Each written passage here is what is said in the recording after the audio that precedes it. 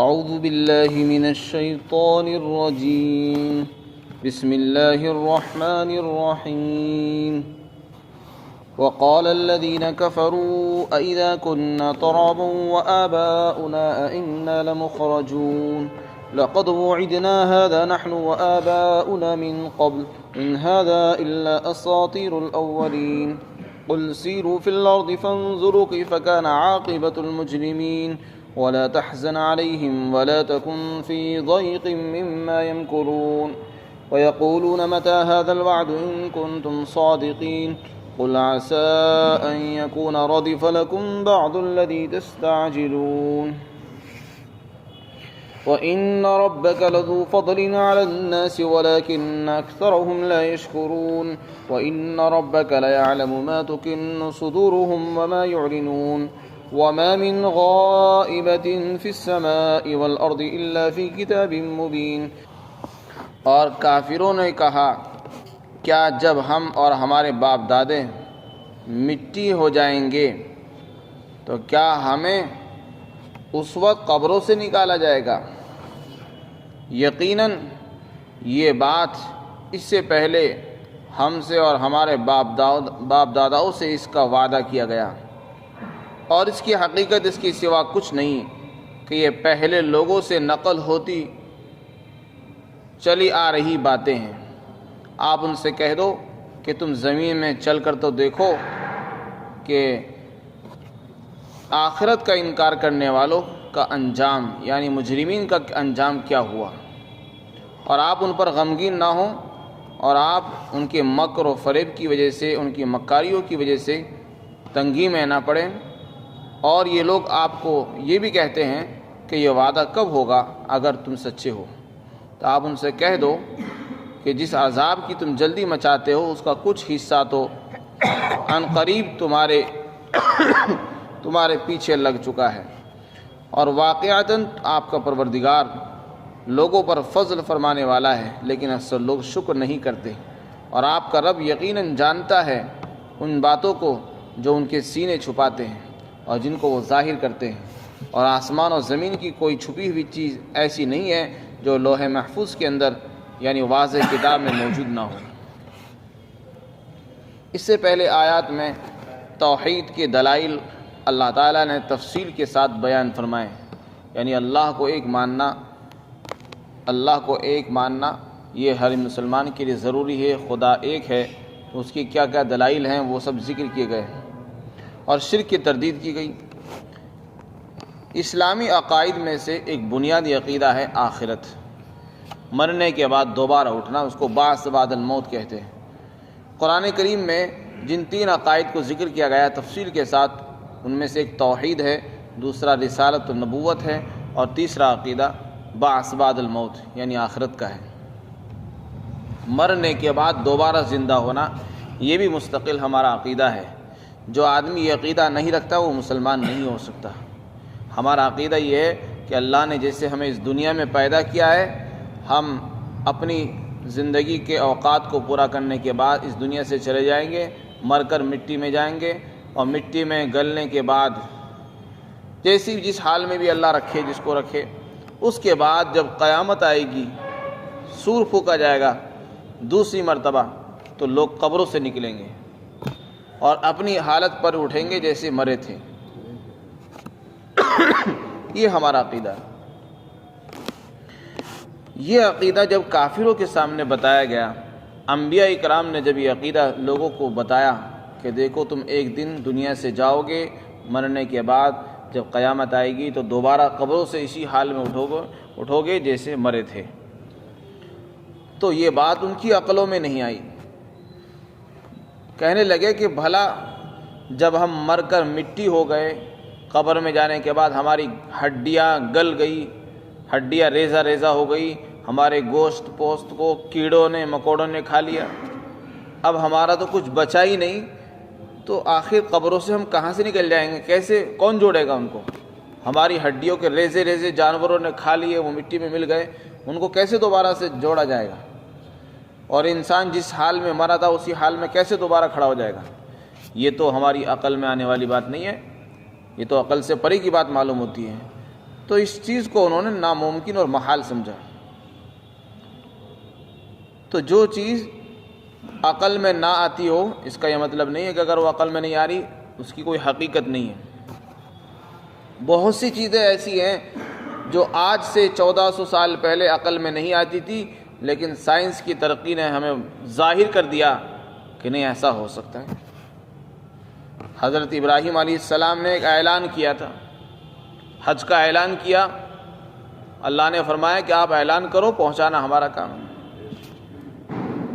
لیکن اس آواز کو لوگوں نے سنا، دور دور سے لوگوں نے سنا، تو یہ بات عقل میں آنے والی نہیں تھی۔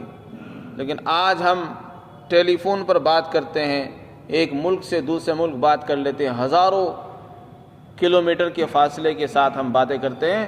ایک آدمی امریکہ سے بات کر رہا ہے ہندوستان میں، تو وہ بات کر لیتا ہے، بیچ میں کوئی واسطہ نہیں، کوئی تار نہیں ہے، کوئی ذریعہ نہیں ہے۔ لیکن آج ہمیں یقین ہو گیا کہ ایسا ہو سکتا ہے۔ تو بہت سی چیزیں ہیں جو انسان کی عقل میں نہیں آتی۔ ضروری نہیں جو ہر چیز عقل میں آئے وہی اسی کو انسان مانے۔ عقل تو انسان کی بہت چھوٹی سی چیز ہے، ہر چیز کو عقل کی کسوٹی پر تولا نہیں جا سکتا، نہ اس کو پرکھا جا سکتا ہے۔ اللہ تعالیٰ نے جو چیزیں بنائی ہیں ان کو عقل سے اندازہ نہیں لگایا جا سکتا، وہ تو عقل سے اونچی چیزیں ہیں۔ تو مرنے کے بعد دوبارہ کیسے زندہ ہوں گے، یہ چیز ہماری سمجھ میں نہیں آ رہی، ان کی بھی سمجھ میں نہیں آئی۔ انہوں نے انکار کر دیا، کہنے لگے کہ ایسا کیسے ہو جائے گا کہ ہمارے باپ دادا بھی اور ہم بھی خود دوبارہ سے قبروں سے نکل جائیں گے زندہ ہونے کے بعد۔ پھر کہنے لگے یہ تو ہماری سمجھ سے باہر کی چیزیں ہیں، اور یہ بات تو ہم سے پہلے بھی کہی گئی، اور جتنے بھی ہمارے باپ دادا گزرے سب سے یہ وعدہ کیا گیا، اور ہم تو یہ سمجھتے ہیں کہ اس کی حقیقت کچھ نہیں ہے، اس کے سوا کچھ نہیں، کہ بس یہ پہلے لوگوں سے نقل ہوتی چلی آ رہی باتیں ہیں۔ جیسے کچھ قصے کہانیاں، مذہبی کہانیاں ہوتی ہیں، پرانے لوگوں نے ان کو بیان کیا، پھر بعد میں آنے والے لوگوں نے ان کو بیان کیا، آگے آگے نقل کرتے چلے گئے، اور اسی طرح وہ نقل ہوتی چلی آ رہی ہے۔ تو ان کی حقیقت تو ہمیں ایسا لگتا ہے بس یہ کہانیاں، قصے کہانیاں اور افسانے ہیں، اس کے علاوہ ان کی کوئی حقیقت نہیں ہے۔ کس کے بارے میں کہا؟ مرنے کے بعد دوبارہ زندہ ہونے کو کہانیوں سے تعبیر کیا۔ اللہ تعالیٰ نے اس کے جواب میں فرمایا کہ ان سے کہو کہ زمین میں چل کر تو دیکھو، تم سے پہلے بھی ایسے لوگ گزرے ہیں جنہوں نے قیامت کا انکار کیا، جنہوں نے مرنے کے بعد دوبارہ قبروں سے نکلنے کا انکار کیا، دوبارہ زندہ ہونے کا انکار کیا، لیکن ان پر عذاب آیا اور وہ ہلاک ہو گئے، ان کے کھنڈرات آج بھی موجود ہیں۔ کیا مطلب؟ اللہ تعالیٰ یہ بتانا چاہتے کہ دیکھو تم سے پہلے بھی لوگوں نے انکار کیا، اگر یہ انکار کرنا، اگر یہ باتیں ایسی کس سے کہانیاں ہوا کرتی تو عذاب کیوں آتا؟ عذاب، اللہ کا عذاب چھوٹی موٹی باتوں پر نہیں آتا، وہ تو بڑی بات پر آتا ہے۔ انہوں نے بھی قیامت کا انکار کیا تھا، اس لیے ان پر عذاب آیا، پچھلے قوموں پر انہوں نے اس کا مذاق بنایا۔ تو عذاب کا آنا یہ خود دلیل ہے اس بات کی کہ قیامت برحق ہے، مرنے کے بعد دوبارہ زندہ ہونا یہ برحق ہے اور یقینی چیز ہے، ہونے والی ہے۔ اگر یہ یقینی نہ ہوتی تو عذاب ہی نہ آتا۔ تو فرمایا کہ چل کر تو دیکھو، زمین میں چلو پھرو، دیکھو تم سے پہلے کتنے لوگ آئے، قومیں آئی، وہ مر گئی، اور ان کے آج بھی نشانات موجود ہیں۔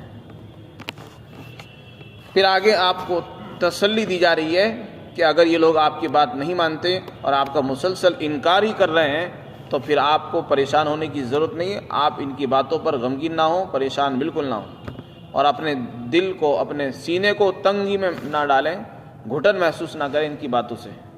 یہ جو مکاریاں کر رہے ہیں، یہ جو آپ کے خلاف سازشیں کرتے ہیں، ان کے مکر و فریب سے آپ بالکل تنگ دل نہ ہوں، اس میں آپ کو تسلی دی گئی۔ وَيَقُولُونَ مَتَىٰ هَٰذَا الْوَعْدُ إِن كُنتُمْ صَادِقِينَ۔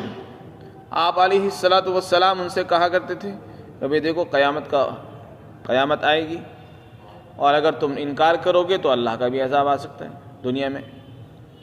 تو وہ کہا کرتے تھے کہ یہ جو عذاب کی تم دھمکیاں ہم کو دیتے رہتے ہو، عذاب آئے گا، عذاب آئے گا، اب تک تو کبھی آئے نہیں، آج تک تو ہم نے عذاب آتا ہوا دیکھا نہیں، یہ بھی ہمیں قصے کہانیاں معلوم ہوتے ہیں. اگر واقعاتاً عذاب کوئی سچی چیز ہے تو لے کر آؤ، اسے لاتی کیوں نہیں؟ بطور استہزاء مذاق کے عذاب کا مطالبہ اس لیے نہیں کرتے تھے کہ ان کو یقین تھا عذاب پر، بلکہ مذاق کے طور پر کرتے تھے. یعنی ہمیں تو یقین ہے نہیں آئے گا، اور یہ تو ڈھکوسلے ہیں، اس لیے وہ عذاب کا مطالبہ کر بیٹھتے تھے کہ لے تو آؤ اس کو، یہ بتاؤ کہ وہ عذاب کب آئے گا، اس کا وعدہ ہو تو بتاؤ. تو اس کے متعلق فرمایا کہ دیکھو عذاب کا جو وقت ہے صحیح، اصلی جو عذاب آئے گا وہ تو مرنے کے بعد ہی ہوگا. اصل عذاب جہنم کا عذاب ہے، لیکن دنیا میں بھی اللہ تعالیٰ انسان پر عذاب بھیجتے ہیں، جزئی وقتی. وہ عذاب کب آئے گا اس کا بھی اللہ کو علم ہے. اس کے متعلق آپ کو حکم دیا جا رہا ہے کہ آپ ان سے کہو کہ جس عذاب کی تم جلدی مچاتے ہو اس عذاب کا کچھ حصہ تو تمہیں جا لگا، یعنی آ پہنچا ہے. یہ سمجھ لو بس آ ہی گیا. چنانچہ مفسرین نے لکھا ہے کہ غزوہ بدر کے موقع پر سن 2 ہجری میں کافروں پر عذاب آیا. انہی کافروں پر جو مکہ کے کافر تھے، انکار کرتے تھے، قیامت کا انکار کرتے تھے، اور مرنے کے بعد دوبارہ زندہ ہونے کو محال سمجھتے تھے. تو غزوہ بدر کے دن ان پر اللہ کی طرف سے پکڑ آئی. 70 بڑے بڑے سردار مارے گئے، 70 بڑے بڑے سردار ان کی گرفتار ہو کر مدینہ لائے گئے. جو بہت ہی اترا کر چلے تھے، مکہ سے نکلے تھے لڑنے کے لیے، مقابلے کے لیے، اللہ تعالیٰ نے ان کو وہیں سزا دلوائی، اور ان کے بڑے بڑے جو ہے لوگ مارے گئے، جس سے مکہ والوں کی کمر ٹوٹ گئی اور ان کی طاقت ٹوٹ گئی وہیں سے. یہ بھی ایک طرح کا اللہ کا عذاب تھا دنیا میں جو ان پر آیا. اسی کے متعلق اشارہ فرمایا کہ دیکھو عذاب تو اس کا عذاب کا کچھ حصہ تو آ پہنچا. اور یہ دوسری بات ہے، فرمایا آپ کا جو رب ہے وہ بڑے فضل والا ہے. یعنی اللہ تعالیٰ بڑا رحیم ہے، کریم ہے، بڑے فضل اور کرم والا ہے.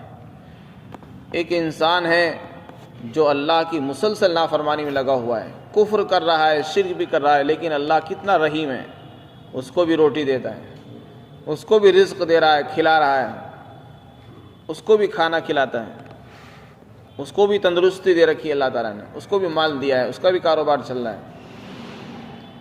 بلکہ کافر مسلمان سے زیادہ خوشحالی کی زندگی گزار رہا ہے. تو یہ اللہ کا فضل نہیں ہو تو کیا ہے؟ ورنہ تو اللہ اس کے کفر کا تقاضا تو یہ تھا کہ اس پر فوری عذاب آ جاتا اور اس کو صف ہستی سے مٹا دیا جاتا.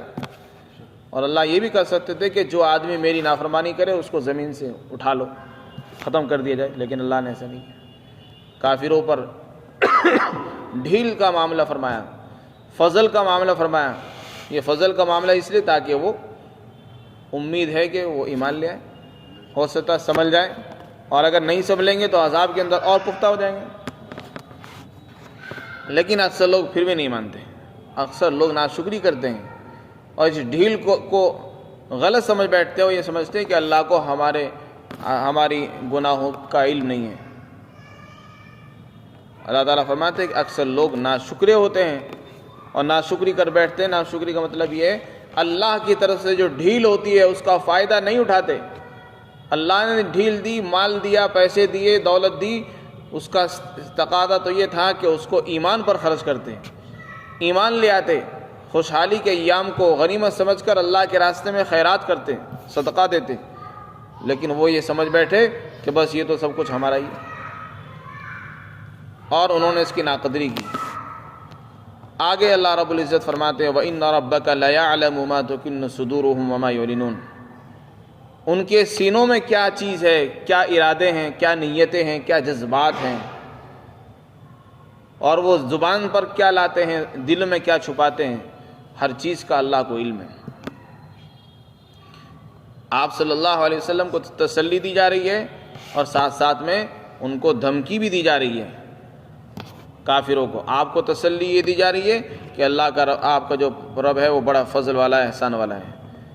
آپ کا پروردگار ان کی نیت اور ارادوں کو جانتا ہے. اگر ان کے نیت اور ارادے غلط ہیں تو اللہ ان کی پکڑ فرمائے گا اور آپ کی حفاظت فرمائے گا.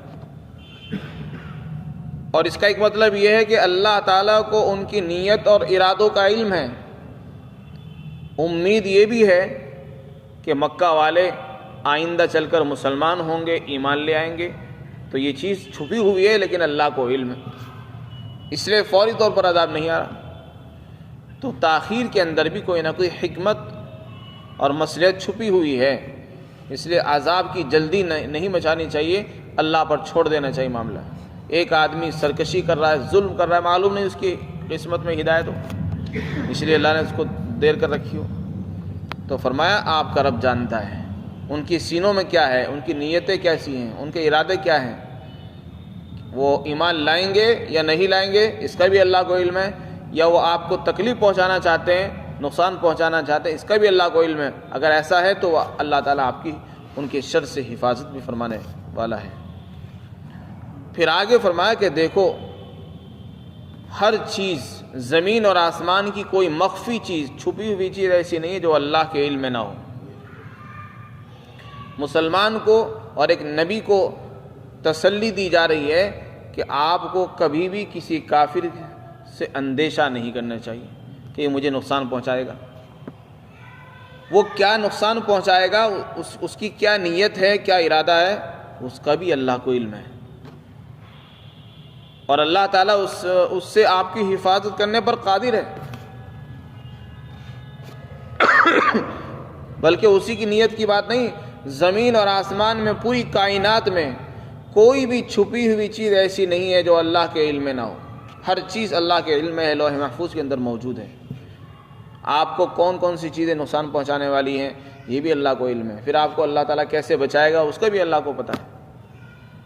اس لیے انسان کو زیادہ پریشان ہونے کی ضرورت نہیں، اللہ پر بھروسہ رکھے، اسی سے امید لگائے رکھے اور اسی سے دعا مانگتے رہے کہ اللہ تو ہی بچانے والا ہے۔